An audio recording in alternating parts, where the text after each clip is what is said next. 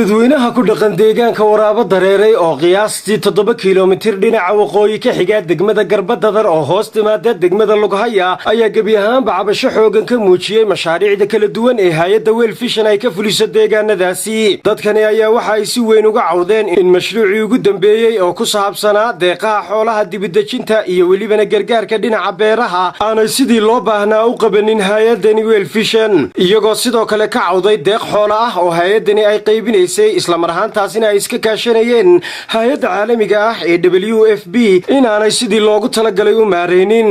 Dadkani ayaa waxay sidoo kale cabasho ballaadhan ka muujiyeen agabka lagu dhowro dhinaca beeraha oo uu ka mid yahay siligo, taasi oo ay sheegeen inaan waxba laga qaban dayaca soo gaadhay beeraha tan iyo intii ay deen roobabkii ugu dambeeyay ee deegaanadaasi ka da'ay oo khasaaro soo gaarsiiyey beeralayda deegaankaasi. dadkaasi oo cabashadooda soo jeediyey ugu horreyntii waxaa halkaasi ka hadlay gudoomiyaha deegaanka waraabo dareeray Maxamed Caalin Warsame, isagoona sheegay in hay'addaasi ay gabtay guud ahaanba shaqadii ay ka haysay deegaankaasi. waxaan baa ku diraynaa hay'adda World Vision ee bixisa deeqaha xoolaha dibadejinta. cabashadaan u diraynaa waxa weeyaan xoolo nool oo 306 neef ah oo ka soo baxay xafiiska WFP oo ku soo baxay 4 goobood oo ka mid tahay waraabo dareeray, ballay, sheedheer, geb oo qaybteedii ay naga boodsiiyeen la siiyeyna goob aan liiska ku jirin oo nahay jaar. waxaan markaa leenahay oo baaq u diraynaa ciddii howlaha ku lug leh iyo wasaaradda iyo ciddii kale mas'uuliyiinaba in si degdeg ah wax looga qabto arrintaa.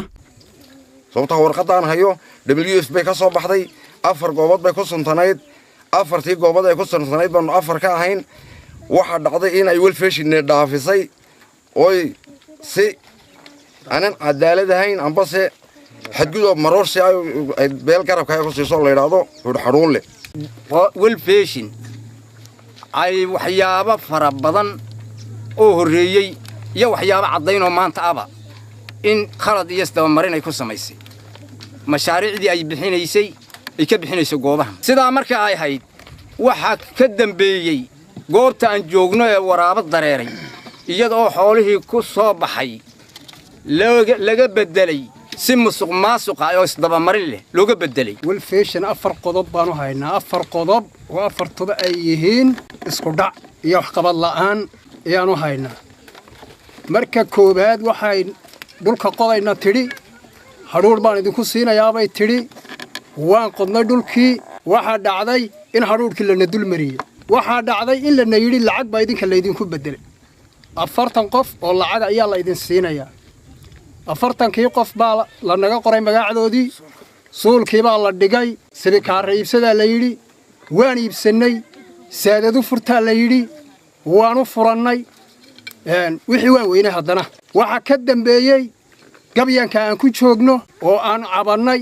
wax guddi abaaroona soo maraa ma jiro, wax kaalmo ah oo ka haynaana ma ayaan jirto.